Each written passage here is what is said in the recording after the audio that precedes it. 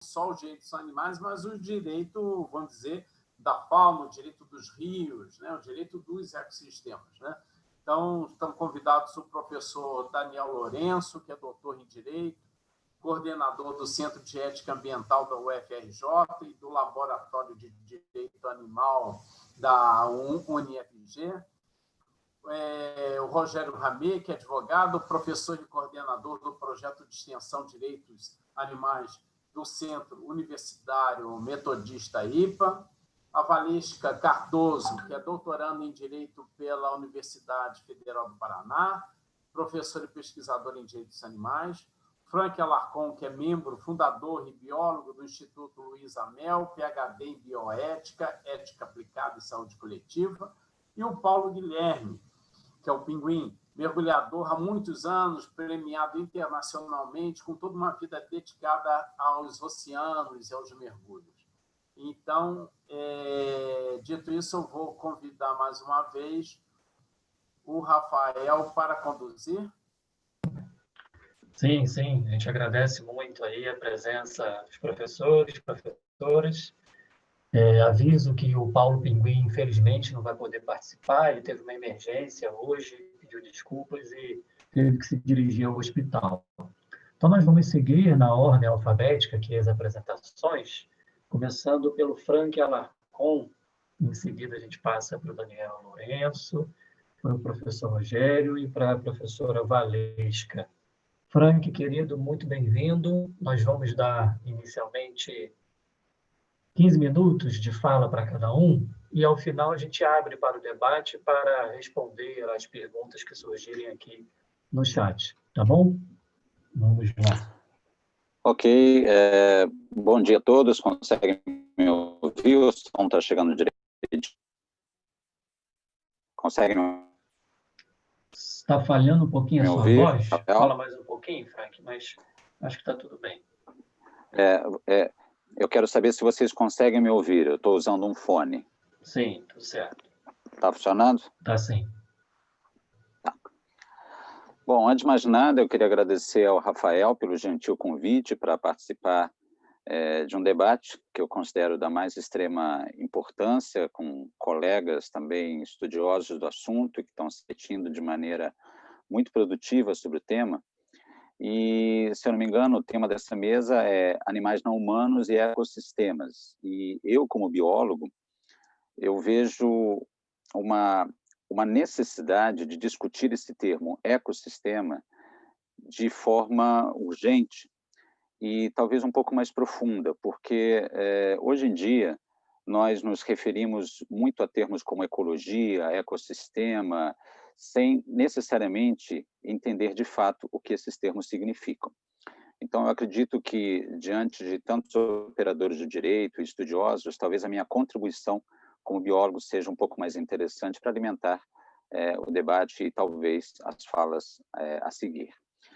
Vamos primeiro pensar o que seria um sistema, né? Para um biólogo ou, enfim, para um profissional da ciência, sistema é todo conjunto de elementos interdependentes de modo a formar um todo.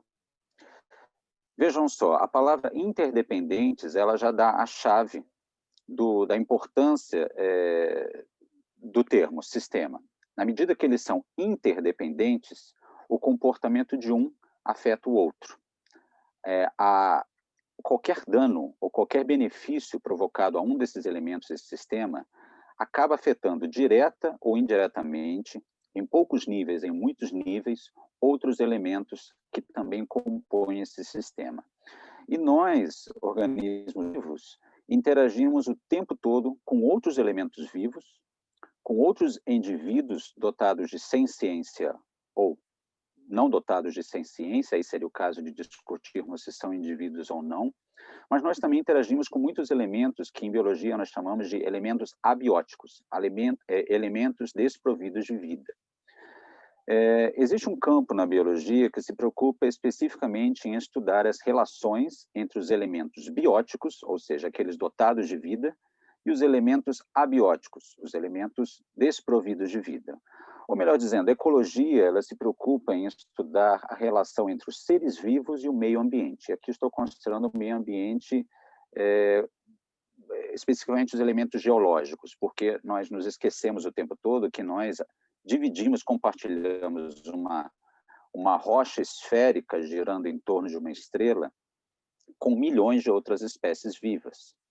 Para que vocês tenham uma ideia, uma estimativa de 2011, demorada, de muitos pesquisadores, nos trouxe os 7 vivas no planeta, com uma estimativa onde iremos conhecer. Se extintas, elas desaparecem, nós consigamos catalogar. Agora, se existem 8,7 planetas de planeta, não exista vida em outros, o que é algo estatisticamente provável, nós precisamos nos perguntar e quantas existem no planeta Terra conhecidas. Até agora, o catálogo humano sobre as espécies viventes gira em torno de 1,2 milhões de espécies. Então, vejam bem, estimativa de 8,7 milhões de espécies existentes e nós conhecemos 1,2 milhões de espécies. Não estamos considerando micro-organismos como eles, por exemplo. Bactérias apenas nos levariam a números absolutamente astronômicos em sua variabilidade genética, bioquímica e fisiológica, por que não dizer. Então, nós, seres humanos, que somos apenas uma dessas espécies, nós ignoramos solenemente a complexidade do termo sistema. E quando nós integramos a análise do que seria um sistema com o campo do saber que denominamos como ecologia, que é o estudo da relação entre os seres vivos e o meio ambiente, nós claramente entendemos o porquê de entender melhor, usar melhor, trabalhar melhor a palavra ecossistema. O termo eco, a palavra advém do grego, ela significa essencialmente casa. Então, ecologia, estudo da casa, ecossistema, o sistema que é formado pela casa, ou o sistema encontrado na nossa casa. A palavra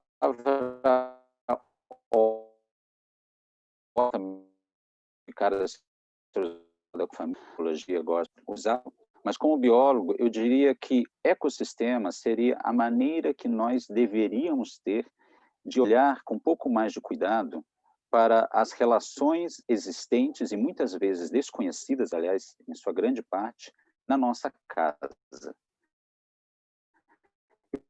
Quando eu falo nossa casa, não que a nossa relação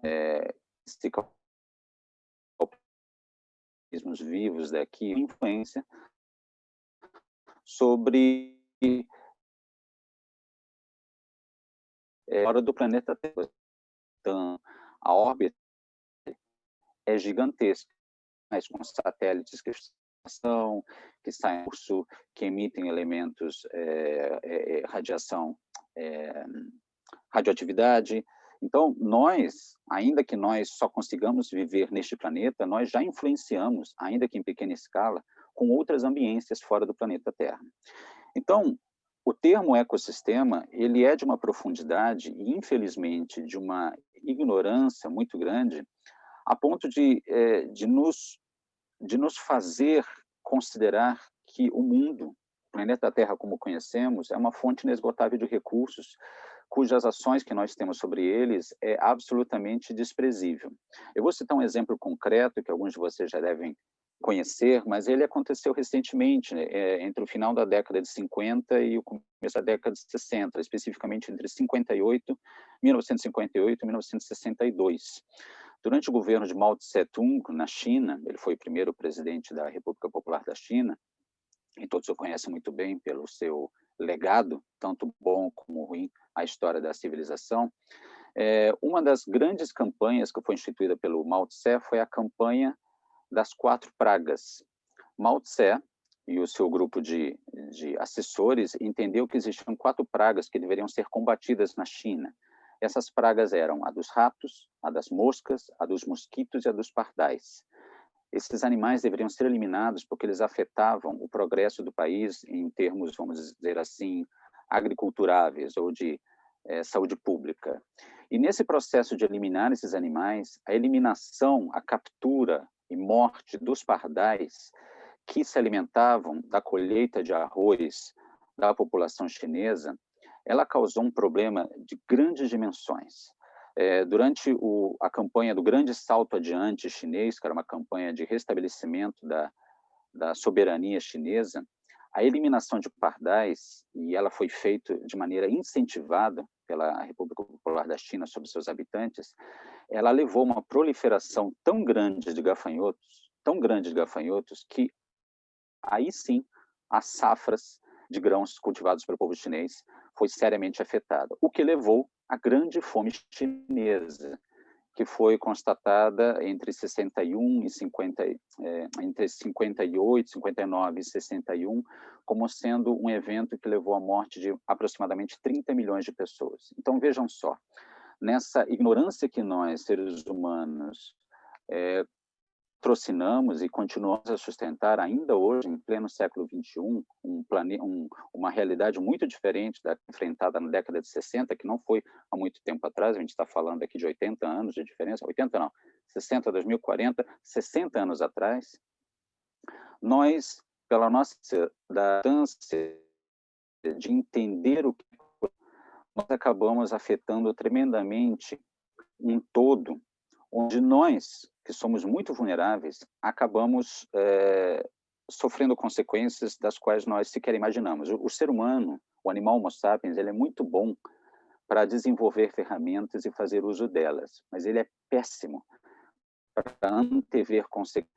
Na nossa ubris, na nossa petulância, arrogância, na desmedida das nossas ações, nós, animais humanos, achamos que uma mudança transgênica de um vegetal ou de um animal, ou na mudança do curso de um rio, ou no aumento da emissão de determinadas substâncias na atmosfera terrestre, não vai nos causar nada. Hoje, os dados são muito robustos, a ponto de nos mostrar que a mudança climática ela já está instituída. Nós podemos, sim, assumir que entramos numa nova era geológica, na falta de um termo melhor, denominada antropoceno, que diz respeito à influência da espécie humana, ou melhor dizendo, da civilização humana sobre o comportamento terrestre, e nós vamos sofrer consequências seríssimas disso.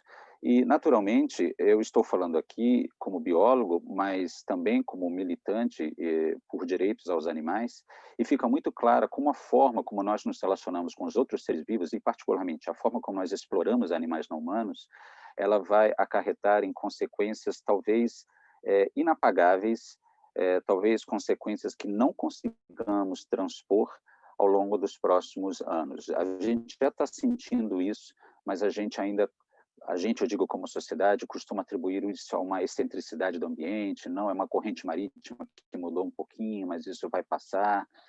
Os invernos, as primaveras, os outonos, os verões, eles já estão bastante descaracterizados, rotas polares nunca antes vistas, neste momento, algumas regiões estão focos gigantes de desprender, e pode parecer catastrofismo isso, mas a verdade é que não é. Indiferente de quem nos estiver escutando, se essa pessoa ela é vegetariana estrita, vegana, carnívora, onívora, todos nós sofreremos consequências. E talvez nós passemos por isso de maneira um pouco mais amena, mas os nossos filhos, os nossos netos, certamente enfrentarão consequências terríveis, e não apenas de ordem ambiental. Voltando à questão do termo sistema, e já me aproximando do fim da minha fala, quando nós falamos sistema, nós precisamos nos lembrar que nós lidamos com sistemas o tempo todo. É o sistema financeiro, é o sistema sanitário, é o sistema político, é o sistema biológico, são os sistemas ambientais. Uma mudança singela no pH do nosso sangue vai alterar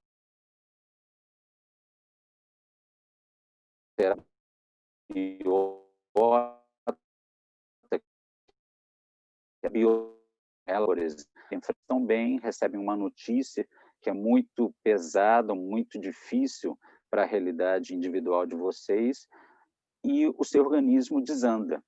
vocês terem um desarranjo intestinal, dores de cabeça, suores, frição, ansiedade, talvez através de uma notícia recebida por telefone. Então, é preciso que a nossa espécie comece a ter um cuidado e um olhar mais holístico, e aqui não tem nada de esotérico,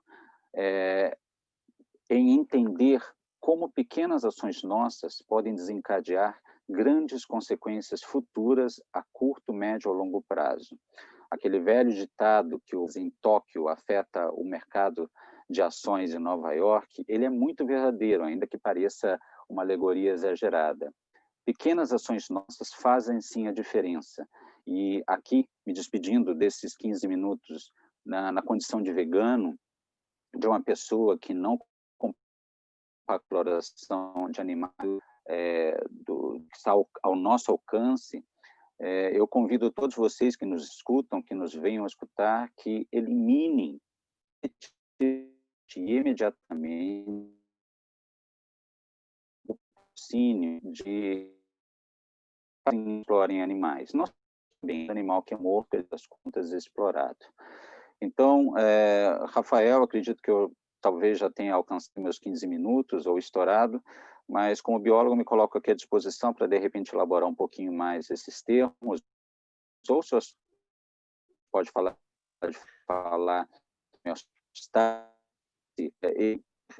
que é o da bioética e ética aplicada.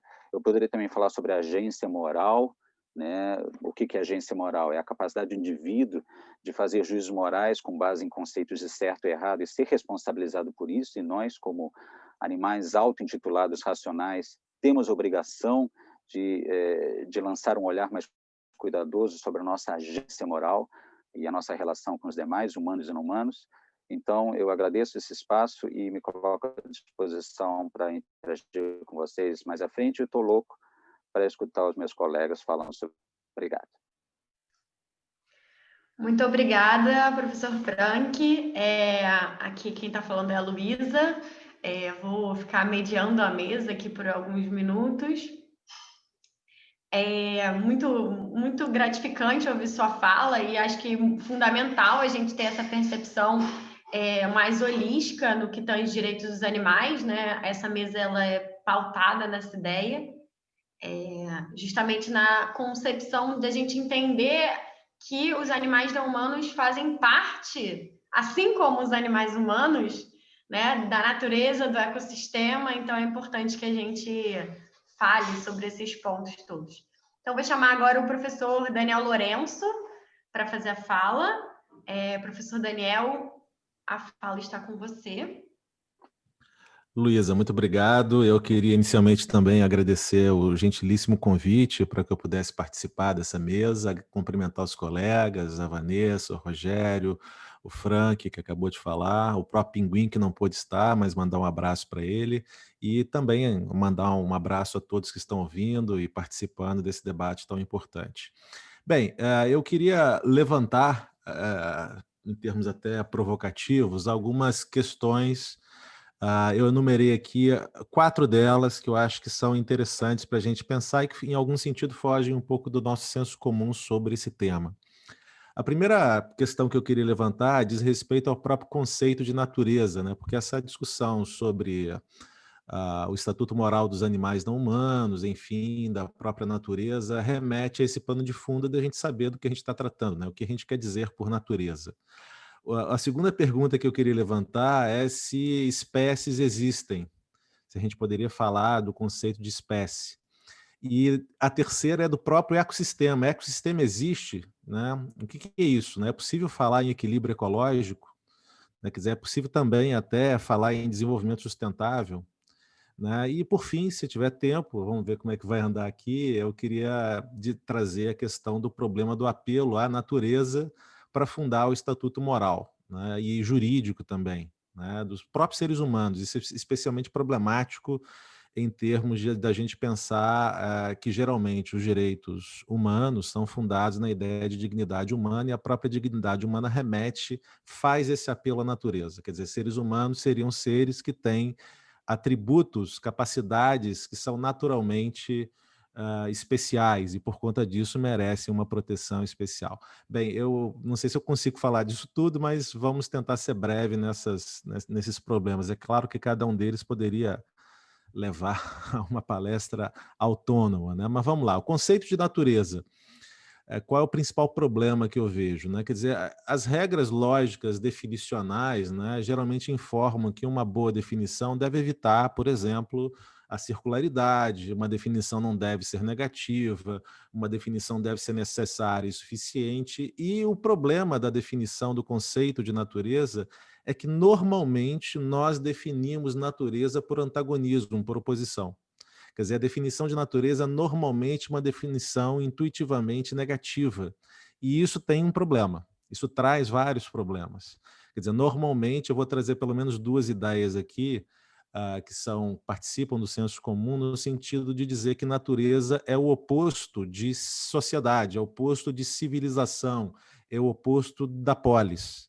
Quer dizer, a natureza é o lugar do não humano, né? E essa ideia dessa oposição entre natureza e sociedade, ela sofreu um processo histórico de inversão de sentido, né? Quer dizer, a relação tradicional, né? Essa relação, né, entre natureza e sociedade, né, sempre foi regida por uma ideia de que a polis, né, o lugar do homem, estava inserido na natureza, na origem das primeiras comunidades humanas, né? Quer dizer, a natureza, nesse sentido, era uma espécie de Deus Janus de 2 faces, né? Quer dizer, a natureza é mãe provedora, mas a natureza também tem um componente de ameaça, né? Os seres humanos viviam, né, em núcleos populacionais muito menos densos, que eram conectados às cidades, às primeiras urbes, né? Eram conectadas por caminhos que transitavam na natureza, né? Quer dizer, essa é uma ideia interessante. Então, os primeiros núcleos humanos estavam inseridos nessa ideia de natureza. E esse modelo se inverteu com o tempo pela própria conquista avassaladora do domínio do homem, né, sobre a natureza, essa ideia que o Frank mencionou, até que alguns autores remetem ao conceito de antropoceno, enfim. Mas o fato é que esse domínio humano, a aldeia global, né, faz com que hoje nós tenhamos, de fato, poucos espaços onde não há uma interferência direta do homem sobre a natureza, né? Os redutos, né, onde uma natureza é mais selvagem, menos modificada, são pequenos. E a natureza, portanto, hoje, né, está dentro da polis, está dentro da civilização, está dentro da sociedade. Esse processo é por isso que eu digo que ele se inverteu. Antes a polis estava na natureza, hoje a natureza está dentro da polis, ou seja, mais do que nunca, né, o debate sobre as questões de natureza são questões hoje políticas, porque a natureza está dentro da polis, né? Uma outra ideia interessante para a gente pensar esse conceito de natureza é a diferença, a distinção entre natural e artificial, por exemplo, que é uma outra ideia muito utilizada para a gente definir o que é natureza, né? Quer dizer, entre artificial e natural, eu percebo que houve um processo agora de confluência. Antes a gente pensava, era muito claro, era muito nítido, ou muito mais nítido, né, que o natural, o campo do natural, o domínio do natural e o domínio do artificial eram domínios claramente distintos, né? Mas hoje, né, o fato é que esses domínios estão muito mais misturados do que a gente imagina. Essa distinção ficou muito mais tênue, né? Por exemplo, aqui a mesa que está aqui o meu computador é de fato artificial, totalmente artificial.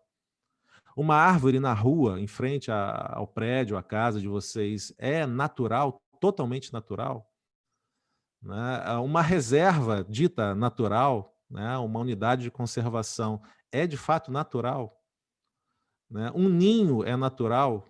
E uma casa é natural, né? Ou ela é artificial porque é construída pelo homem?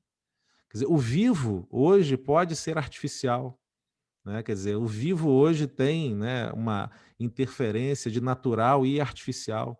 A gente fala, por exemplo, hoje em inteligência artificial. Será que a inteligência artificial é puramente artificial?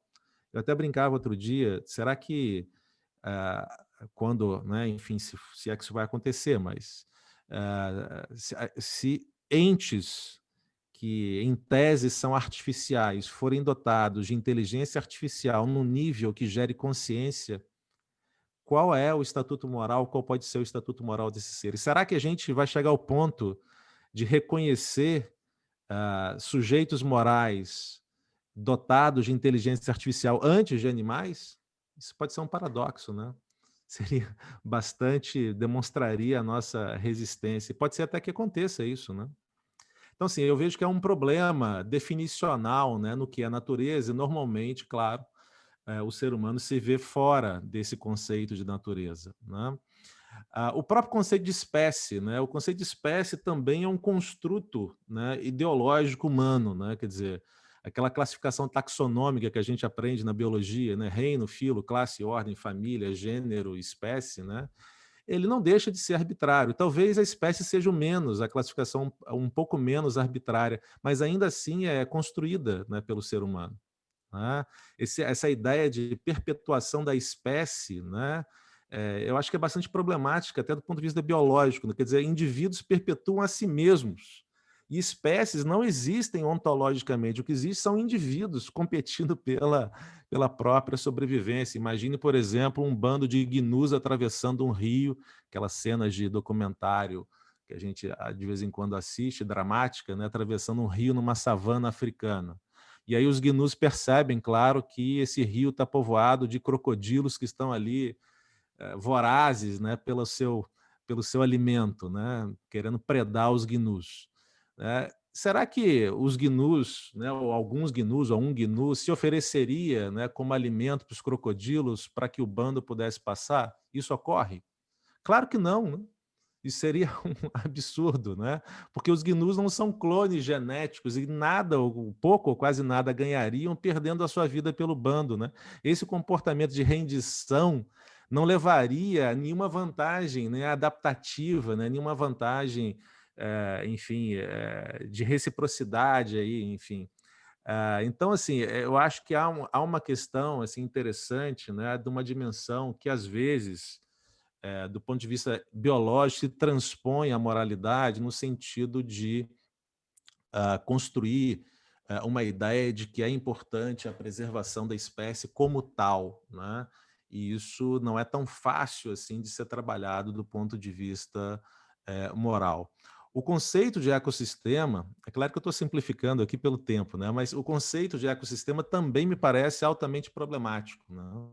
Normalmente, né, os conceitos propostos para designar ecossistema informam que o ecossistema é um conjunto formado pelas interações, né, entre os componentes bióticos e os componentes abióticos, né, os elementos químicos, físicos, né, que inclusive isso está muito presente na própria definição legal de meio ambiente da Lei 6938 de 81, né? Esses componentes bióticos e abióticos interagem através de transferências de energia dos organismos vivos entre si, enfim. Mas o ponto que eu quero chamar a atenção aqui é que ecossistema é um conceito, né, atributivo pelo homem. Ele não existe naturalmente. Não há nenhuma troca sistemática de informação entre as partes do ecossistema ou entre ecossistemas. Não há nenhuma função regulatória externa ao ecossistema. Tudo é, nesse sentido, natureza, tudo é ecossistema. Quer dizer, são construtos definicionais. Então, isso é importante da gente visualizar, porque o próprio conceito de homeostase, de equilíbrio ecológico, é, em certo sentido, problemático.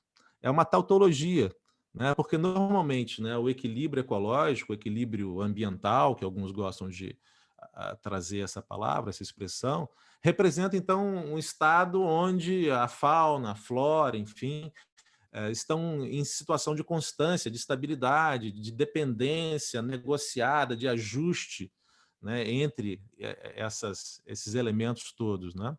E aí, novamente, é uma tautologia, porque o que é uma constância, uma estabilidade, uma dependência, um ajuste? São tomados em referência a quem? Se eu transformasse a floresta amazônica num deserto, o deserto não é equilibrado ecologicamente? Depende. Depende para quem, né? Depende para que tipo de vida você está perguntando isso, né? Então, assim, eu acho que esses conceitos, né, o próprio conceito, e aí talvez esse seja o mais problemático deles, né, o conceito de desenvolvimento sustentável. Né? Sustentável para quem? Né? Qual é o critério que determina isso? Né? E o grande drama, remetendo à discussão inicial, é que toda ação humana é sempre natural. Se o ser humano é um ente da natureza, é um animal, como outro qualquer, a ação humana é natural. Uma casa ou um ninho são naturais. Então, a poluição, a degradação ambiental, nesse sentido, é causada naturalmente, nesse sentido mais ontológico. Né? E esse é o grande drama, né? Essa é a grande dificuldade. E, por fim, né, não sei se eu tenho aí mais 5 minutos, mas, por fim, dizer, né, que é o último ponto, eu só estou aqui, claro, provocando, né, trazendo provocações muito mais do que respondendo a essas provocações. Né? Trazer a ideia de que... Oi? 3 minutos. 3 minutos? Tá, acho que dá para eu falar o último ponto aqui. O último ponto, então, é essa ideia de que o apelo à natureza é problemático, é difícil para fundar o estatuto moral de quem quer que seja. E muito mais ainda para os seres humanos. Né? Essa tese, essa ideia da excepcionalidade humana, porque humanos possuem supostamente atributos diferenciados, é bastante difícil de ser construída, porque ela só seria justificável que tratássemos de forma desfavorável aqueles que não possuem determinado atributo em relação àqueles que possuem esse atributo, se esse atributo é satisfeito somente por seres humanos e por todos os seres humanos, que aí é o grande argumento da sobreposição das espécies. Quer dizer, para fechar, eu poderia trazer 2 silogismos aqui que as pessoas normalmente estão dispostas a aceitar a primeira conclusão do primeiro silogismo e tendem a refutar a segunda conclusão do segundo silogismo. O primeiro silogismo diz respeito aos animais não humanos.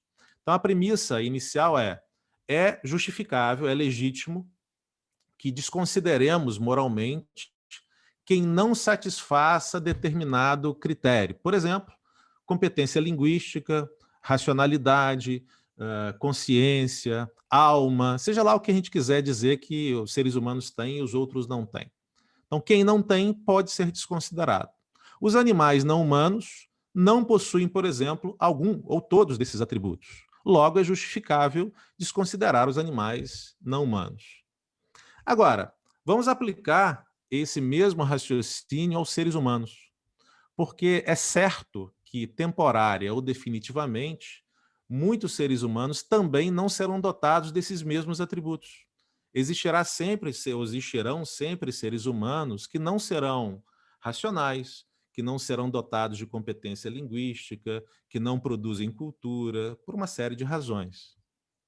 Então, vamos lá. Então, o primeiro argumento se mantém, a primeira premissa, já estou fechando. A primeira premissa: é justificável desconsiderar moralmente quem não satisfaça o critério, por exemplo, de competência linguística, racionalidade, enfim, qualquer um que você queira eleger.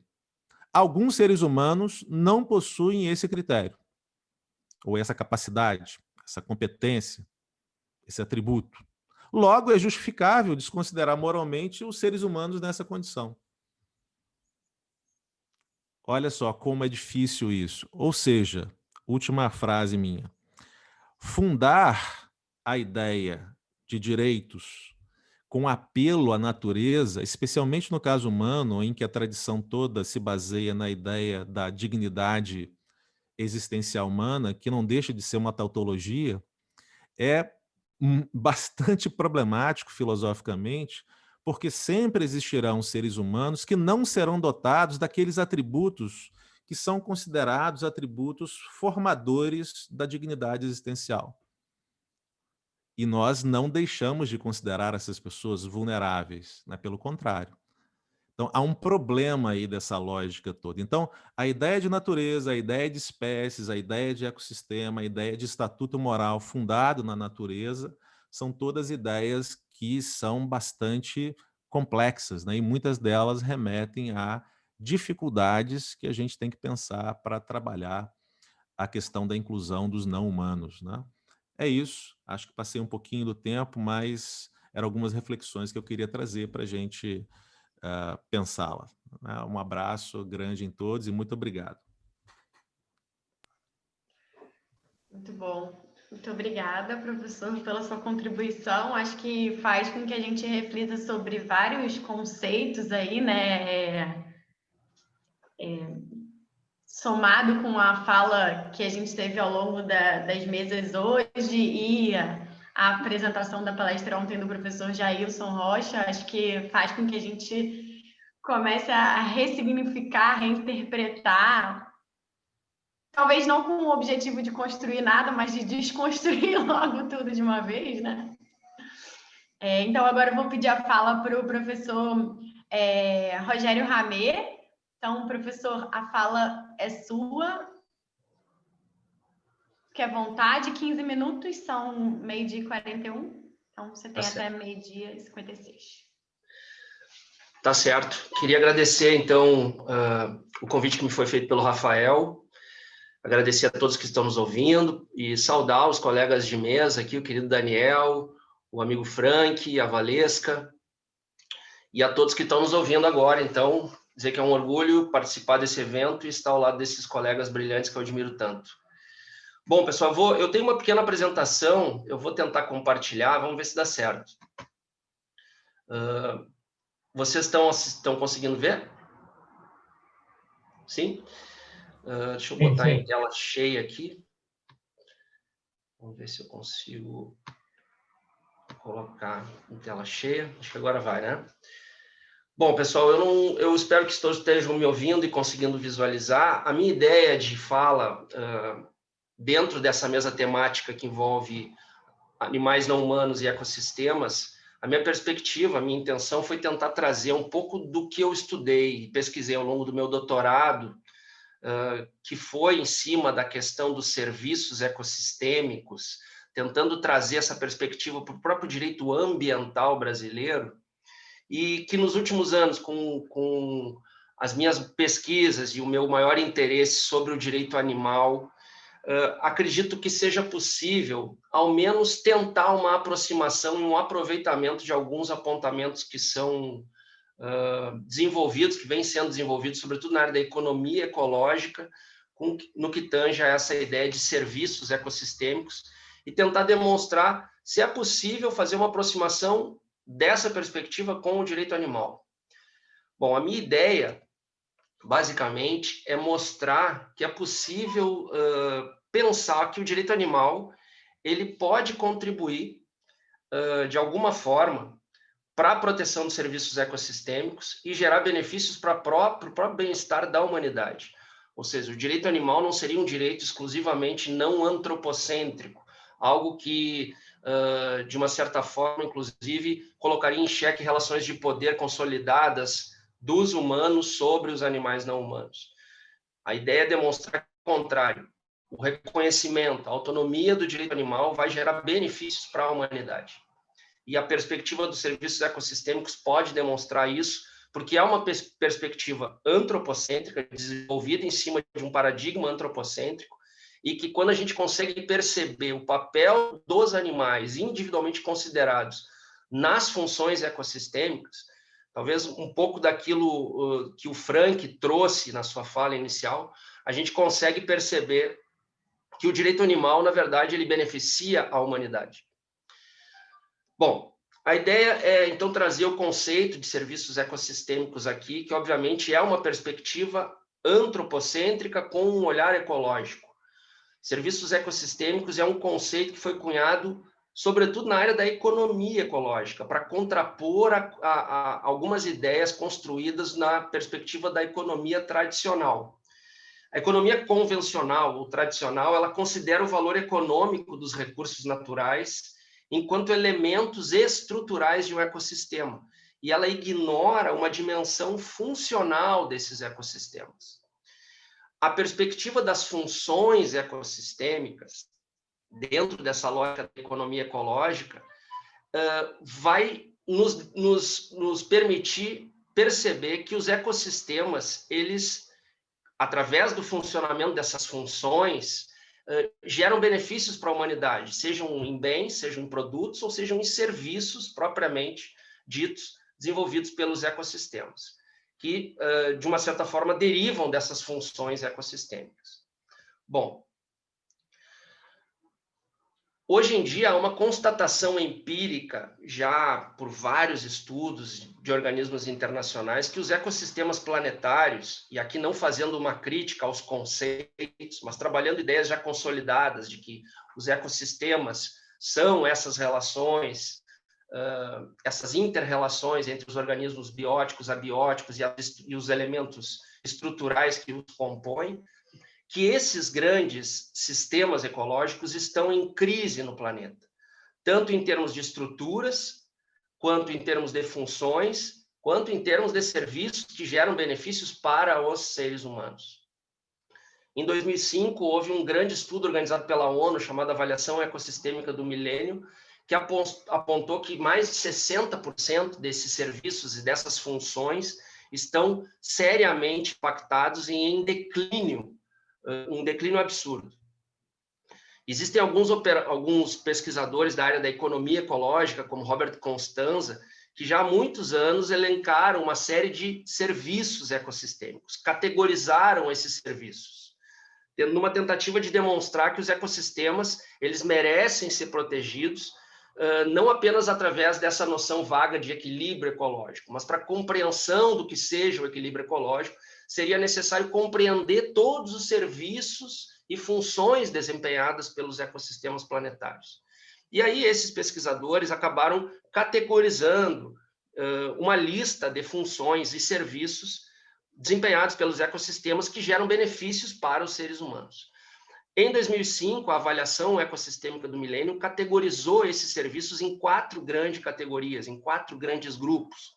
Os serviços de provisão, que basicamente seriam todos os produtos que seriam obtidos pelos ecossistemas, e podemos incluir fibras, madeiras, recursos genéticos, princípios ativos, recursos medicinais, recursos ornamentais, água potável e alimentos.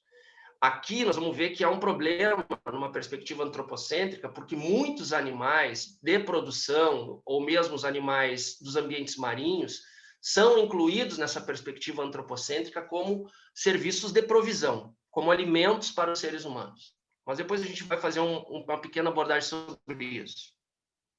Segunda categoria seriam os serviços de regulação, né? Que basicamente seriam os benefícios que nós, seres humanos, obviamente que todos os demais seres vivos também se beneficiam, mas a perspectiva, como é antropocêntrica, trabalha nos benefícios que nós, seres humanos, obtemos a partir desses processos de regulação dos ecossistemas. Regulação da qualidade do ar, qualidade do clima, fluxos da água, purificação da água, fertilidade do solo, dispersão de sementes, prevenção de erosão, controle biológico, controle ou prevenção de desastres, a polinização, controle de resíduos, muitos serviços dos quais os animais não humanos, sencientes e outros não sencientes, desempenham um papel determinante na boa funcionalidade desse serviço. Outra categoria seriam serviços de informação ou culturais, que seriam aqueles benefícios não materiais que nós, seres humanos, obtemos através de um enriquecimento espiritual, de um desenvolvimento cognitivo, de atividades de recreação em contato com ecossistemas ou paisagens ou ambientes naturais de grande valor que possam ter essa dimensão não material nos seres humanos. E, por fim, os serviços de suporte, que seria a categoria mais importante de todos os serviços ecossistêmicos, porque seria aquela categoria que daria sustentabilidade ao funcionamento dos ecossistemas. Seriam serviços, portanto, necessários à produção de todos os outros serviços ecossistêmicos, e aqui entrariam ciclagem de nutrientes, ciclo biogeoquímicos, formação do solo, e também a proteção dos próprios habitats dos animais, que servem tanto para refúgio quanto para berçário, a questão da nidificação, né, dos ninhos, que servem para a manutenção da própria biodiversidade. Bom, essas seriam as categorias nessa perspectiva antropocêntrica desenvolvida por economistas ecológicos para demonstrar que a natureza presta serviços, independente de qualquer ação humana que nos beneficie. essa perspectiva foi construída para dizer, olha, temos que valorar economicamente esses serviços também. Muito bem. Agora, trazendo essa perspectiva para o direito animal, que, como sabemos, é uma perspectiva que rompe com a própria regulação juridicamente desenvolvida para a proteção do meio ambiente dentro do direito ambiental. É uma perspectiva que titulariza interesses, individualiza a proteção animal, diferente da perspectiva do direito ambiental tradicional. Então, tentando trazer isso, o que a gente poderia pensar? Os animais, eles desempenham um papel importantíssimo nas funções dos serviços ecossistêmicos. Se a gente pensar simplesmente na cadeia trófica, na cadeia alimentar de um ecossistema, ela é composta por animais produtores, consumidores e decompositores. A retirada de uma espécie, a diminuição de uma espécie ou de indivíduos de uma espécie, em cascata, vai provocar um efeito em cascata, melhor dizendo, no funcionamento e no desempenho dos serviços ecossistêmicos que poderiam ser desempenhados e que beneficiariam os seres humanos. Logo, o funcionamento, as funções e os serviços ecossistêmicos dependem dos animais diretamente e dependem dos indivíduos que pertencem a cada espécie, não só de um conceito que nós,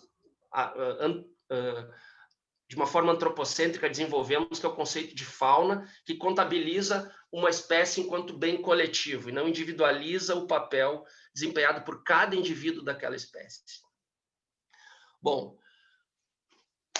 dentro dessa perspectiva dos serviços ecossistêmicos, e agora chegando na ideia de que os animais muitas vezes são considerados serviços de provisão, considerados produtos, considerados bens, sobretudo para fins alimentares, reside aqui um grande ou grave equívoco, que eu entendo que o direito animal tende a contribuir muito mais do que o direito ambiental. O direito ambiental não nos dá respostas adequadas a esse problema. Por quê? Se a gente analisar a questão da produção ou exploração industrial de animais, a gente vai saber que trata-se de uma perspectiva completamente insustentável. Somos mais de 7,7 bilhões de seres humanos e abatemos mais de 70 bilhões de animais, somente os animais terrestres estão nesse número, por ano. No Brasil, mais de 6 bilhões de animais terrestres por ano. Cada um desses animais vai precisar de uma quantidade grande de terra, de água, de alimento, de energia, vai produzir uma quantidade expressiva de dejetos, vai emitir poluentes que vão ser dispersados no solo, na água, vão certamente impactar as funções ecossistêmicas e os serviços ecossistêmicos, sobretudo os mais importantes, que são os de suporte e o de regulação.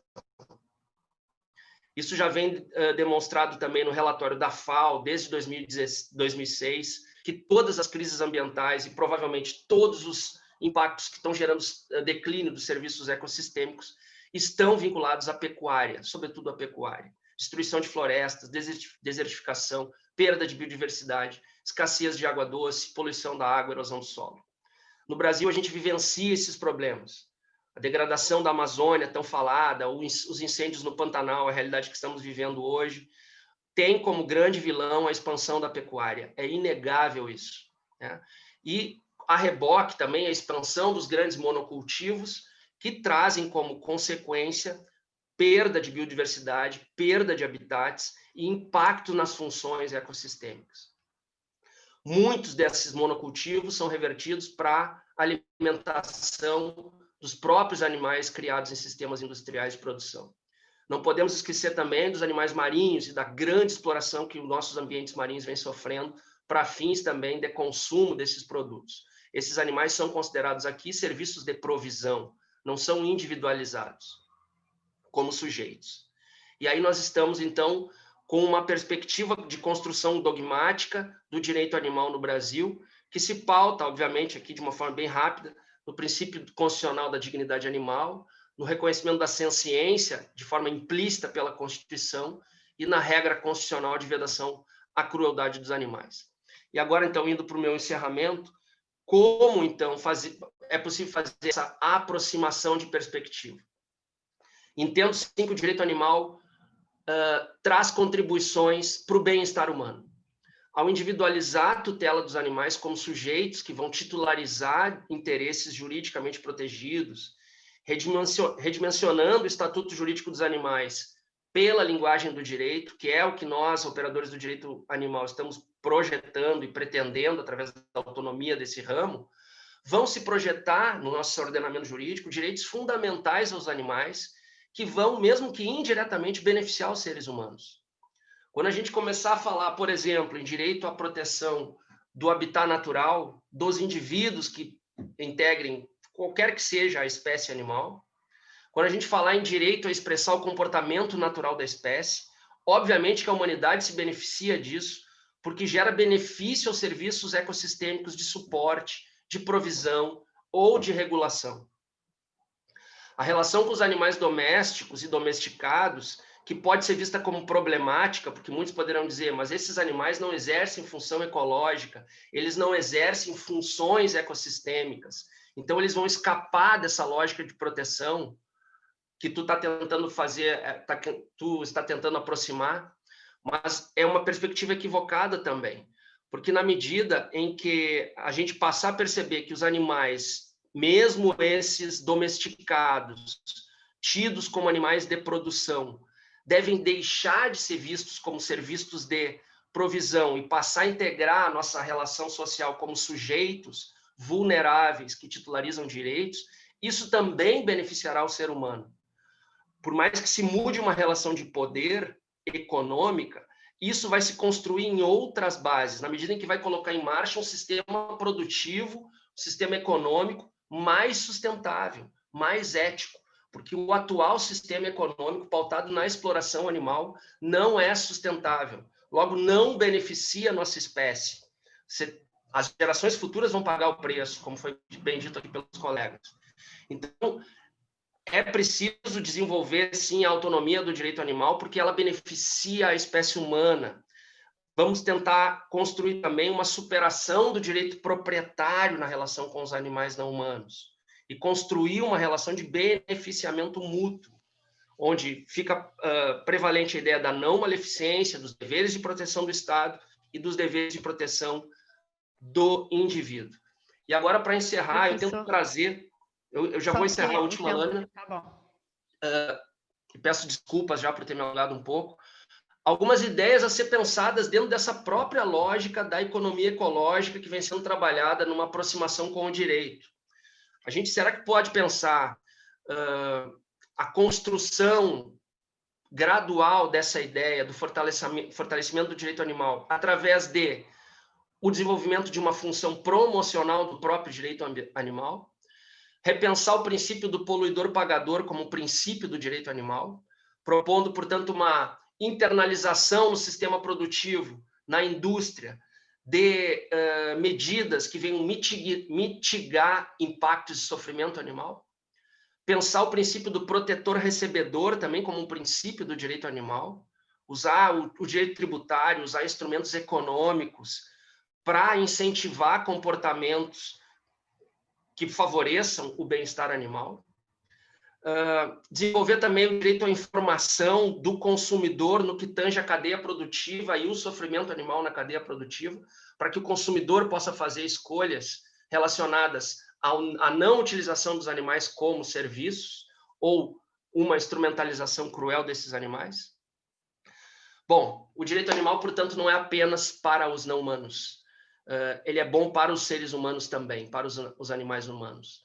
É possível, acredito eu, e devemos desenvolver cada vez mais essa ideia de superar a dicotomia entre o direito ambiental e o direito animal. Os animais não humanos também são titulares do direito fundamental ao meio ambiente equilibrado e devem ser considerados beneficiários dos serviços ecossistêmicos também. Eu deixo aqui muito obrigado, meu contato. Desculpa aí por ter falado de uma forma meio corrida e fico também à disposição para os debates. Valeu, obrigado. Nada, professor Rogério, muito obrigada pela participação e pela contribuição.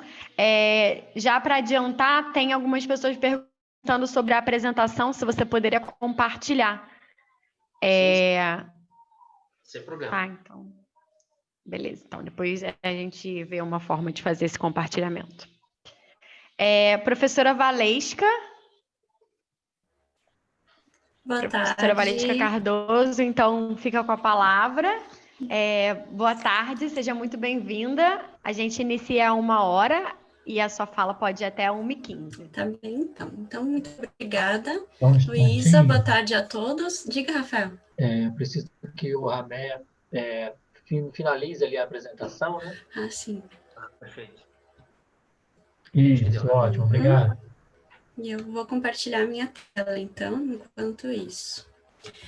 Bom, então, iniciar agradecendo imensamente ao convite do Rafael, cumprimentar os presentes ouvintes, a mediação da Luísa, obrigada, um abraço carinhoso ao professor Daniel, ao professor Rogério, ao Frank. Vocês estão vendo já a minha apresentação? Sim? Sim. Certo, então. Bom, então, a ideia da minha fala, ela vai ser, talvez, complementar a todas as falas feitas aqui nessa mesa, justamente porque eu tentei abordar especificamente a discussão a respeito dos direitos, né? Porque o tema da mesa é direitos não humanos e ecossistemas, e a gente já teve, então, uma reflexão a respeito da noção holística de meio ambiente, das funções ecológicas, agora dos serviços, né, ecossistêmicos, uma reflexão a respeito, então, do limite desses conceitos, né, e alguns problemas, e eu vou trabalhar aqui com a reflexão a respeito, especificamente dentro dessa linguagem, desse universo do direito, né, trabalhando a tese de animais como pessoas, tá? E aí a minha preocupação é como demonstrar aqui brevemente, nesses 15 minutos, como defender essa tese. Tá? E para isso eu vou trabalhar inicialmente com alguns pressupostos, depois eu vou apresentar especificamente os argumentos, trazer alguns desafios à recepção, enfim, ao desenvolvimento dessa tese e, por fim, as conclusões, conectando com o tema da mesa, tá? Bom, a respeito dos pressupostos, então, eu vou partir do pressuposto dentro da teoria do direito, da linguagem, né, do direito, que a norma jurídica é um produto da interpretação, né? Então, ela vai ter como fonte a lei, o costume, os princípios gerais do direito, né? E alguns vão falar jurisprudência, entre outros, mas basicamente a ideia de ser um produto da interpretação que tem como base uma fonte, enfim, que pode ser legislativa ou não, né? Essa norma jurídica ela vai necessariamente se referir a um fato do mundo, e esse fato do mundo ele pode ser um fato, inclusive, do pensamento humano, né?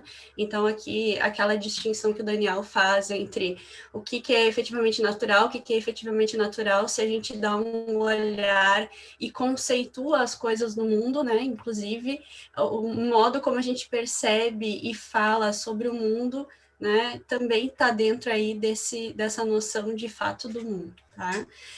Ela é composta por conceitos jurídicos do comando, efetivamente, que se vai dar, atribuir um efeito, então, para incidência, né, dessa norma ao fato do mundo, e dessa sua incidência sobre esse suporte fático, que é o fato do mundo, vai surgir um fato do direito, né, um fato jurídico ou uma relação jurídica. Esse pressuposto aí é básico para quem já se habituou com a linguagem do direito na graduação. O segundo pressuposto é o que é uma pessoa para o direito. Primeiro, é um fato jurídico. Então, quando a gente fala em pessoa para o direito, pessoa jurídica lato sensu, a gente está falando num fato jurídico. Significa que existe uma norma jurídica que incide sobre um fato do mundo. E quando esse fato do mundo acontece, então, né, surge para o direito um fato jurídico. O ente, né, sobre o qual recai essa norma jurídica, que vai dar ensejo ao fato jurídico pessoa, vai então possuir, a partir dessa incidência, personalidade jurídica no âmbito do ordenamento jurídico. E isso significa o quê? Possuir aptidão, uma capacidade para ter direitos, né, no geral, e não significa aquela capacidade de fato ou capacidade de ato. Então, eu posso ter indivíduos que vão ser logicamente capazes de possuir direitos, mas que eles não podem, por eles mesmos, buscar, né, a exigência, enfim, a reivindicação do cumprimento desse seu direito, ou também, enfim, a gente pode trabalhar também com a capacidade negocial e de atos ilícitos, e por isso vão precisar de representação ou assistência, ou ainda a gente vai trabalhar em termos de imputabilidade e inimputabilidade. E, por último, né, essa questão da pessoa para o direito, esse ente a quem a norma vai, é um ente a quem a norma vai atribuir algum direito ou dever, justamente porque, né, esse indivíduo vai possuir a capacidade e aptidão para ter direitos e ou deveres. Né? Mas o que significa, então, atribuir um direito ou um dever a alguém? Significa que a norma, quando incide, né, e ela já regulou isso previamente, ela vai atribuir um efeito jurídico a um fato jurídico. Tá? Então, direito subjetivo, por exemplo, é um efeito jurídico, né, que se extrai da norma. Um outro pressuposto, rapidamente, também é a hierarquia normativa. Então, dentro do nosso sistema hoje, do direito brasileiro, a gente tem a Constituição Federal como norma superior, e ela vai condicionar a interpretação das normas infraconstitucionais. Isso vai incluir todas as normas infraconstitucionais, inclusive o Código Civil, né, o Código Penal, entre outros, tá? Se a Constituição Federal atribui um certo efeito jurídico a um determinado fato ou relação jurídica, não cabe à norma infraconstitucional negar esse direito. Né? Então, enfim, quem pode fazer discriminação aqui e restringir essa aplicação é a própria Constituição. E como outro pressuposto, ao final, né, os efeitos jurídicos a fatos e a relações jurídicas podem ser direitos subjetivos, né, que se tratam de poderes, imunidades, privilégios ou reivindicações, que é basicamente a noção básica que a gente tem de direito mesmo, né, senso comum, os deveres, pretensões, ações, exceções, etc. E direitos, então, dentro do nosso sistema, embora haja uma certa divergência aí, né, histórica a respeito de qual seria o objeto dele, enfim, eles garantem uma proteção jurídica a interesses juridicamente relevantes, e a gente vai chamar isso de direitos subjetivos, ou ainda garantem efeitos jurídicos a manifestações de vontade, tá? Os direitos potestativos. Para terminar com os pressupostos, então, é uma noção, uma diferenciação categórica aí de pessoas e coisas que nós temos no direito, que a teoria geral do direito opõe essas duas categorias, ou é pessoa ou é coisa. Claro que a gente tem aí depois uma certa atualização, talvez não interessante, mas enfim, existe no direito para reconhecer algo intermediário ou alguma coisa que tem direitos e não é pessoa necessariamente, sim, somente o sujeito de direito. E essa categorização dicotômica, ela advém justamente dessa nossa tradição civilista, né? Inclusive, se a gente pegar a estrutura dos códigos civis que vigeram, enfim, ou vigem no Brasil, a gente vai ver justamente essa diferenciação entre pessoas e bens, né? E a pessoa possui a capacidade para direitos, enquanto as coisas são passíveis de serem apropriadas por uma pessoa. E existe uma diferença, então não é a mesma coisa falar pessoa e coisa e falar sujeito e objeto, porque esses conceitos se referem a coisas diferentes, a âmbitos diferentes de aplicação. As pessoas são capazes de figurarem em relações jurídicas como sujeitos de direito, as coisas só podem ser objetos de direito, mas existe, né, e aí a dicção de um autor, um jurista italiano, que inclusive escreveu um ensaio, né, um artigo sobre animais como sujeitos de direito, o Cesare Goretti, ele refere que nada impede que no direito uma pessoa possa ser também um objeto de direito, porque pessoa é uma categoria estática, né, que em determinadas relações jurídicas poderia ser um objeto de direito. E segundo ele, esse impedimento seria apenas de cunho moral, e é aí que a gente traz o apelo à dignidade, né, a não objetificação, a não ser um mero instrumento, um mero meio para os fins alheios. Então a gente vê que a nossa influência no direito é muito mais moral, muito mais justnaturalista do que a gente pensa, né? Quando a gente quer vedar certas práticas com seres humanos. Agora, como que a gente argumenta, então, que animais podem ser já pessoas no direito brasileiro? O artigo 1º do Código Civil vai instituir uma regra jurídica que cria o fato jurídico pessoa no Brasil. O artigo 1º, então, vai dizer que toda pessoa é capaz de direitos e deveres na ordem civil. Então, fazendo uma interpretação dessa regra, né, aquela primeira parte em azul ali é a causa da norma, né, e é o fato do mundo sobre o qual incide essa norma, é o suporte fático, e a consequência, né, que é dada pela norma é capaz de direitos e deveres na ordem civil. Tá? Isso significa dizer que toda pessoa tem personalidade jurídica, toda pessoa é capaz de ter direitos e toda pessoa é capaz de ser sujeito de direito. Ou seja, essa consequência jurídica é criar a pessoa para o direito. Só que esse suporte fático, né, ele necessariamente precisa ser um conceito pré-jurídico, para evitar que a interpretação desse artigo gere uma tautologia, dizendo, por exemplo, que toda pessoa do direito é uma pessoa do direito, né? Toda pessoa jurídica é uma pessoa jurídica, ou ainda um argumento circular que vai colocar a consequência, ser pessoa para o direito, como causa da norma. Tá? Então, a necessidade interpretativa, isso aqui é questão de lógica, é que pessoa seja, nesse caso, desse artigo, um conceito pré-jurídico. Só que pessoa, no conceito pré-jurídico, por mais que o dicionário, né, enfim, nosso senso comum ligue necessariamente como sinônimo de ser humano, inclusive a gente intercambia as nomenclaturas gente, pessoa, enfim, para falar, né, de nós, seres humanos, não é sinônimo de ser humano nem de homem, né? Na verdade, o suporte fático da norma civil, que dizia que todo homem era pessoa para o direito, é do Código Revogado, né, de 1916. Então, pessoa é um conceito que demanda estabelecimento de critérios constitutivos, né? Eu preciso que eu estabeleça objetivamente quais são os elementos que fazem de um ente, né, integrante dessa categoria.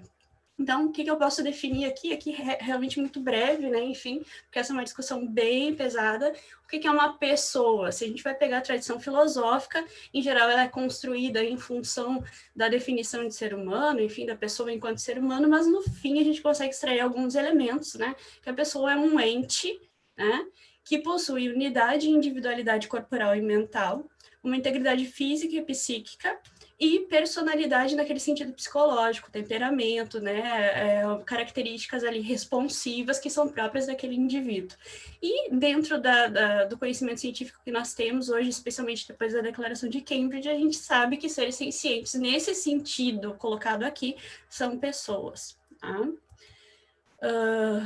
Enfim, claro que eu não estou tratando aqui da pessoa moral, naquele sentido kantiano, né, enfim, até porque muitos de nós não seríamos, né, muitos humanos não seriam pessoas nesse sentido. Quais são as condições de possibilidade, então, da pessoa para o direito? Ser pessoa pré-jurídica, para compor o suporte fático da norma do artigo 1º, ser logicamente capaz de possuir direitos, eu tenho que imaginar que esse indivíduo, que esse ser, possa ser portador de alguns direitos. E aí a discussão, por exemplo, na ética animal, discutindo se animais podem ter direitos ou não, ela é relevante para a gente ter essa resposta, né? E ter, ao menos, pelo menos no ordenamento jurídico, a atribuição de um direito subjetivo, lembrando que isso não é um direito natural, é um efeito jurídico atribuído por uma norma jurídica, né? Então, a gente consegue, nesse sentido, defender que animais são pessoas, porque no sentido pré-jurídico eles ingressariam, né, dentro dessa categoria, de modo a compor o suporte fático do artigo 1º. Logicamente, então, pela discussão da teoria da ética animal, enfim, a gente consegue estabelecer que animais são capazes de ter relações intersubjetivas com seres humanos, né? Enfim, que eles são portadores de interesses e esses interesses podem ser protegidos juridicamente. Então, a gente consegue logicamente pensar eles como suportes de direito, né? E o artigo 225, parágrafo 1º, inciso 7º da Constituição, ele atribui, sim, efeitos jurídicos a suporte fáticos ali. Então, a gente pode imaginar que quando a Constituição veda a crueldade contra os animais, ele está... A teoria tradicional diz que isso é uma relação somente entre humanos, né? Humano vedando o comportamento de humanos. Mas como os animais são capazes de se engajar em relações intersubjetivas com seres humanos e, em geral, as práticas de crueldade elas vão se dar justamente porque o humano está se relacionando com um animal de forma a submetê-lo à violência, né? Eu tenho uma relação fática de base, né? E a norma pode atribuir um efeito jurídico de proteção de interesses dos animais, como um direito subjetivo, e o seu dever correlato direcionado aos seres humanos de não submeter os animais à crueldade. Esse artigo, então, regula uma relação jurídica básica entre seres humanos e seres animais e protege o interesse desses animais a não serem tratados com crueldade. Esses são basicamente os argumentos, também de forma muito sintética, né? E aí, quais são os desafios que nós temos, então, para o acolhimento dessa interpretação? Primeiro, como que a gente interpreta todos os artigos do Código Civil que expressamente ou implicitamente tratam os animais como coisas, né? Bom, depois a gente vai tratar um pouquinho sobre os outros desafios, mas animais não são bens semoventes, tá? Por que eu posso dizer isso? Por que eu posso afirmar isso? Porque os artigos 82 e 83 do Código Civil que tratam desses bens, dessas categorias, né, eles não vão trazer como suporte fático os animais. Tanto expressamente quanto implicitamente, porque animais não são coisas no mundo dos fatos, certo? Só que existem, como a gente viu aqui, né, outros artigos, por exemplo, os que vão falar de vícios redibitórios, que vão falar de penhor, entre outros, né? Eles vão explicitamente tratar de animais. E aí, como que eu vou interpretar esses artigos, né? Uma saída, né, que vai naquela linha do Cesare Goretti, né, é justamente dizer que nada impede que pessoas possam figurar como objetos de direitos em relações. E, nesse caso, esses artigos eles poderiam ser interpretados como não incompatíveis com o reconhecimento dos animais como pessoas. Porém, essa não é uma coisa desejável, né, para os defensores dos direitos animais, quando a gente tem aí um apelo à dignidade humana e um apelo à dignidade animal como uma necessidade de não objetificação. Então, aqui a gente vê o fundamento moral, né, que está por base. Para você, desculpa. Oi. Encerrando, que já passou 2 minutinhos? Tá. Bem rapidinho então, tá? Bom, então qual que seria a questão necessária aqui? Considerar que a partir da Constituição de 88, todas essas normas seriam contrárias à dignidade, à proteção da dignidade dos animais e poderiam ser consideradas não recepcionadas pela Constituição. Contra o antropocentrismo, né? Em geral, a gente não aceita animais como pessoas porque a gente tem um preconceito em relação ao tipo de ser que os animais são. Então, a gente pode levar, ou cada vez mais tensionar esse debate, levar o conhecimento científico a respeito dessa mente animal, da personalidade animal, demonstrar a insubstituibilidade da vida do animal e seu valor inerente, certo? E aí, por último, né, um outro desafio é esse risco de uma legislação nova que venha a ser aprovada, dizendo expressamente que animais não têm personalidade, tá? Primeiro, um argumento para aprovar esse projeto seria de que, de fato, os animais são objetos, são considerados objetos no Brasil. Só que essa interpretação, ela decorre, primeiro, de um preconceito, segundo, de uma tradição que se baseia na construção teórica do Código Civil revogado. Então, ela não tem mais vez no direito brasileiro. A técnica jurídica permite essa nova interpretação. A dignidade e a ciência já foram reconhecidas pelo direito, inclusive o fato de animais serem sujeitos de direito também já está sendo reconhecido pela jurisprudência, né? E uma lei que exclui expressamente, então, essa personalidade põe em risco essa tese, né? Ou pelo menos a aceitabilidade dessa tese. E aí, para concluir também rapidamente, qual seria a vantagem dessa tese? Primeiro, ela não demanda alteração legislativa, né? Porque pessoa, lá do artigo 1º, já está se referindo a animais também. Ela vai estender aos animais todos os direitos de personalidade, inclusive aqui direito à vida, direito à integridade física, psíquica, permite que toda norma jurídica que tenha o suporte fático, pessoa ou alguém, seja aplicável aos animais, e aqui, por exemplo, aquela dificuldade de habeas corpus para os animais seria sanada, né, enfim, e de fato permitiria realizar, se é que a gente pode falar isso, ou talvez dentro do âmbito do direito, uma justiça em relação aos animais. Por quê? porque vai reconhecer no mundo do direito aquilo que os animais são efetivamente no mundo dos fatos, né? Então, eu agradeço, peço desculpas por ter passado também do tempo, né? Mas a ideia era justamente trazer essa abordagem dos direitos para dizer, enquanto nós humanos não estamos dispostos a abandonar essa linguagem que nos favorece, a gente tem a necessidade de proteger os outros seres que estão, né, que podem ser beneficiados por essas mesmas categorias. E isso não vai implicar reconhecer direito aos rios, não vai implicar reconhecer direito a ecossistemas, porque a gente está falando uma linguagem que é bem, enfim, fechada, né, em si mesma, né, está dentro de um sistema lógico do direito que vai necessariamente demandar aí o reconhecimento de uma subjetividade, né? Então, era isso, meus contatos ali, agradeço muito a audiência. Obrigada. Obrigada, professora Valesca. Acho que posso dizer em nome de todos e todas que estão aqui, né, que eu me sinto muito contemplada. Eu tinha ouvido brevemente a sua fala sobre animais como pessoas no Congresso de Bioética, né, no GT, no nosso GT, e lembro que você falou de um enunciado, eu não sei nem se chegou a ser publicado efetivamente o enunciado. E aí eu fiquei com isso na cabeça que eu tinha que ler esse texto, aí eu até falei com o Rafael agora, falei, nossa, olha, eu queria tanto ler o texto, pelo menos agora estou recebendo a apresentação dele, né? Então, muito obrigada.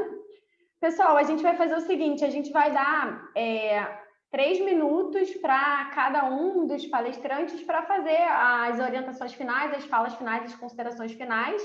Eu acho que vai ser mais enriquecedor, porque a gente está sem perguntas aqui na mesa apresentadas, e aí eu acho que a gente deixa aberto para que vocês apresentem as coisas principais da fala de cada um. Então, professor Daniel, vou seguir a ordem que o Rafael tinha apresentado antes, né? A alfabética. A ordem que inverteu a alfabética, né? A desordem alfabética. Então, professor Frank, vou pedir para você fazer a fala, 3 minutinhos para fazer uma fala de considerações finais, né? Tá bom. Foi muito bom ouvir todos os colegas, as provocações são muito boas. Eu me lembro particularmente das provocações do Daniel, como sempre, e sobre algumas delas eu gostaria de fazer uns comentários muito breves. Nós, animais humanos, somos animais muito apegados à construção ficcional. Nós nominamos coisas, nós inventamos conceitos. O próprio conceito de sistema, ou ecossistema, ecologia, são absolutamente arbitrárias. Se a gente se apegar ao termo espécie, o Daniel bem citou, né? Existe espécie? Hoje, a comunidade científica ela reconhece a existência de 26 conceitos de espécie, e muitos desses conceitos são conflitivos. Espécies, de fato, no mundo natural ou no mundo à nossa volta, é uma atribuição humana. Existe um conceito em biologia, existe, na verdade, um aspecto em biologia chamado espécies em anel, onde a gente consegue reconhecer a diferença entre um indivíduo amarelo, um indivíduo vermelho, ambos pertencentes ao mesmo grupo biológico, mas a gente não consegue diferenciar muito bem as espécies ou os indivíduos transitórios entre esse amarelo e esse vermelho. Eu coloquei aqui de uma maneira absolutamente simplória, apenas para mostrar que o conceito de espécie ele é muito, sim, problemático. O próprio termo especismo, que é usado muito como argumento de defesa dos animais, ele é problemático do ponto de vista conceitual, porque uma pessoa como eu, sou vegano, eu também sou especista, a partir do momento que eu prefiro consumir um alface a uma perna de porco. Então, a questão aqui seria mais, eu talvez me apegar à sem ciência, no sentido de orientar as minhas ações, do que especificamente ao escolher uma espécie em detrimento da outra. Um outro ponto também é que nós, seres humanos, nos consideramos a medida de todas as coisas. Isso está muito claro, né? A gente está calçando os sapatos do ser humano, então tudo que a gente vai ver vai ser sempre a partir do nosso olhar. O próprio conceito de inteligência ou de competências, de atributos, é sempre a partir do olhar humano. Mas a gente precisa se lembrar que existem centenas, milhares, milhões de organismos vivos que têm competências que o ser humano jamais terá. Animais marítimos, eles conseguem ter sensibilidade a variações no campo elétrico. Morcegos conseguem ver o mundo através da audição. Existem frequências de comunicação sonora entre organismos que o ser humano jamais vai conseguir captar ou sequer interpretar. Então, mais uma vez, o nosso lugar na posição de uma espécie que atribui significados e diz o que deve ser, como deve ser, é talvez o ponto principal do problema que enfrentemos. A gente não pode se esquecer, isso dialoga um pouco com a apresentação do Rogério, que em 1800 nós éramos cerca de 1 bilhão de espécimes no planeta. 220 anos depois, somos 7,7 bilhões de organismos, aumentando. Então, naturalmente, essa ideia de que os ecossistemas, a natureza, elas precisam ser vistas como algo que trazem benefício ao ser humano é compreensível, mas o oposto também é compreensível. Outros animais, outros micro-organismos, se eles pudessem se manifestar, ou talvez até se manifestem e nós não consigamos entender, eles poderiam dizer que nós somos úteis a eles na medida em que nós produzimos alguns dejetos ou, inclusive, nós mesmos podemos ser fonte de alimento para eles, uma vez que nós morramos. O grande ponto aqui que eu quero colocar, e eu encerro aqui minha fala, é que depende da lupa que você aplique sobre aquilo que você está olhando, você verá limites ou não verá limites. Na verdade, em biologia, os limites são muito tênues. Até o próprio conceito de morte ou de ser vivo é muito complexo, porque se eu, por exemplo, neste momento, for declarado como morto, efetivamente, nós precisaremos de alguns minutos, algumas horas, para que eu efetivamente esteja morto, porque algumas células minhas, elas demoram muito mais a morrer do que outras, e alguns processos biológicos continuarão acontecendo, mesmo que eu tenha uma morte cerebral decretada. Então, em biologia, ou melhor dizendo, nas ciências biológicas, a atribuição de limites é uma arbitrariedade, e como toda arbitrariedade, ela permite que nós problematizemos os conceitos, e certamente de maneira rica, no sentido de tentar entender melhor como nós aplicamos esses conceitos para variar sempre em benefício do ser humano, infelizmente, em detrimento dos demais. Obrigado a todos.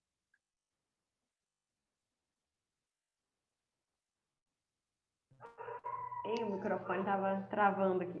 Obrigada, professor Frank.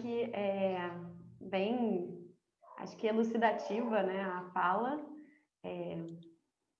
Embora a gente ainda tenha todas as discussões filosóficas, né, que levam à ideia, aos apontamentos trazidos pelo professor Daniel também. Então, professor Daniel, passo agora a palavra para você, 3 minutinhos também, são 1h27.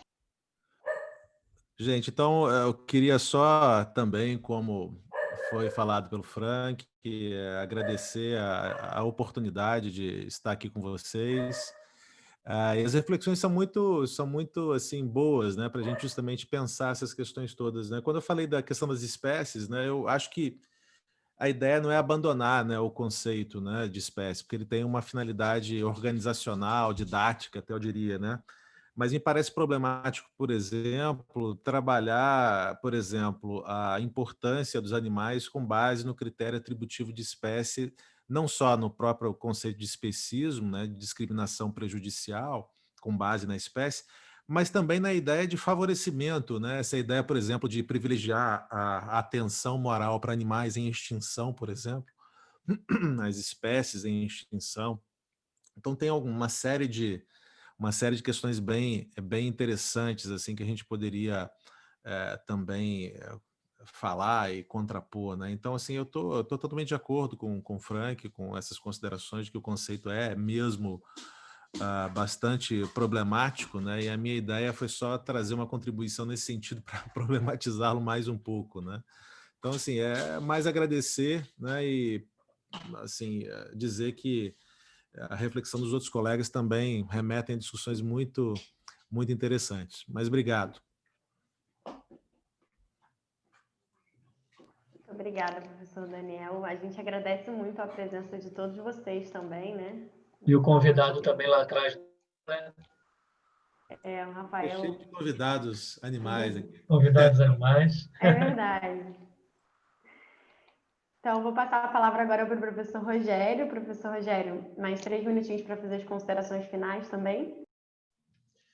Tá certo. Bom, eu queria então agradecer mais uma vez também ao Rafael, a ti, Luísa, pela mediação, e aos colegas, ao Frank, o Daniel, a Valesca. Dizer que é um prazer revê-los. Tomara que possamos estar juntos em um futuro próximo aí, que esse momento seja superado por todos nós, também tem relação direta com a nossa utilização dos animais, nossa exploração animal. Estamos vivendo já esse momento de dificuldade em função também dessa nossa relação problemática com os animais. Não vou usar meus 3 minutos, até porque me passei no tempo anterior, mas dizer que eu concordo também com o que foi dito pelo Frank, com o que foi dito pelo Daniel, com as provocações da Valesca. Acho que se temos que pensar em limites, os limites têm que ser humanos, sobre a intervenção no ambiente, sobre a intervenção na vida animal de uma forma geral. Sobre tudo isso, nós mesmos pensarmos nos nossos limites na relação com as demais espécies, com o ambiente, com os animais. Somos nós que estamos, de fato, nessa era do antropoceno, gerando todos os problemas que estamos vivenciando. E deixar aqui uma mensagem de esperança também com relação ao direito animal, que é um ramo do direito que eu acredito que tem muito a contribuir na superação desses problemas, numa construção de novas relações mais éticas, mais sustentáveis e com uma visão pós-humanista, né? Então, dizer também para todos que nós estamos vivendo um momento importante na história política do Brasil, temos que fazer escolhas conscientes que levem em conta isso também no plano político, porque muitas das propostas e ideias que nós desenvolvemos na academia não podem ficar só no plano teórico, tem que ser implementadas na prática, e o cenário político está aí, então façam boas escolhas, considerem candidatos que levem em conta a perspectiva da proteção animal de uma forma séria, não panfletária, e considerem o veganismo, como disse o Frank no início, como talvez uma postura ética e política individual que tem muito a contribuir para todo esse cenário futuro que a gente quer construir. Deixo aí, então, meu muito obrigado. Valeu, Rafael, obrigado pelo convite e contem sempre comigo. Obrigada, professor Rogério. É sempre muito importante fazer um diálogo que seja político, né? Porque, no final das contas, ele sempre é, né? Então, professora Valéria... Valesca. Valesca, desculpa, Valesca Cardoso. Fique à vontade. Também me passei no tempo, vou ser breve aqui nos cumprimentos, na despedida, agradecer novamente o convite e aos presentes, né, por terem ficado até essa hora, todo mundo com fome, acredito. Agradecer também a fala dos colegas, né, sempre bastante informativa e útil para a gente crescer intelectualmente, e dizer que essa abordagem que eu trouxe aqui, de uma certa forma, que eu vou trabalhando em estratos em camadas, né, ela me desagrada de um ponto de vista crítico e externo, né, que é problematizar todas essas categorias e, como você falou, né, Luísa, desconstruir tudo de uma vez, mas como a gente não consegue abandonar tudo, né, e a gente trabalha no âmbito dessa linguagem, é um caminho talvez interessante, né, para a gente conseguir efetivamente fazer com que os animais sejam no direito aquilo que eles são nas nossas relações sociais, enfim, ou, né, mais íntimas de amizade e outras, né? Então é isso. Obrigada, né, por tudo e fico à disposição, então, para próximas parcerias aí. Então, muito obrigada, professora Valesca. Agradeço a todo mundo na mesa. Foi uma honra para mim estar aqui com vocês. Estudo animais há algum tempinho, né? E acaba que a gente sempre se conhece dos nomes, dos eventos, das coisas. Então, é uma honra muito grande estar com todos vocês aqui. Vou passar a palavra agora para o Rafael. Não sei se ele quer falar alguns minutinhos para agradecer. Mas é claro, nossa, né? Como não agradecer? Nós somos admiradores demais do trabalho que o Rami, o Daniel, o Frank e a Valesca vêm realizando. E todas as apresentações ficam gravadas, tanto no Facebook, quanto gravamos aqui, vamos disponibilizar no YouTube.